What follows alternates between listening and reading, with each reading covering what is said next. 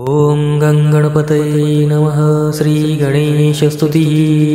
नमस्ते गणनाथाय ब्रह्मणे ब्रह्मरूपिणे अनाथानां प्रणाथाय विघ्नेशाय नमो नमः।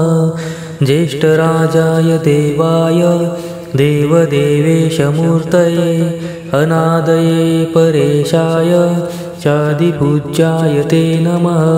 सर्वपूज्याय सर्वेषां सर्वरूपाय ते नमः।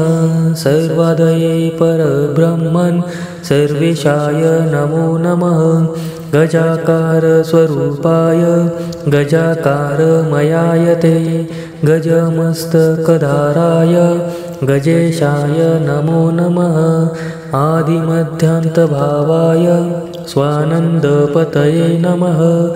आदिमध्यान्तहीनाय त्वदिमध्यान्तगायते सिद्धिबुद्धिप्रदात्रे च सिद्धिबुद्धिविहारिणे सिद्धिबुद्धिमयायैव ब्रह्मेशाय नमो नमः।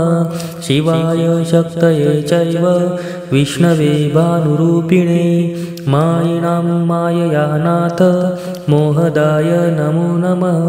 किं स्तौमि त्वं गणाधीश यत्र वेदादयो परे योगिनः शान्तिमापन्ना अतस्त्वां प्रणमाम्यहं। रक्ष मां गर्वदुःखादं त्वामेव शरणागतं जन्ममृत्युविहीनं वै कुरुष्व ते पदप्रियम्।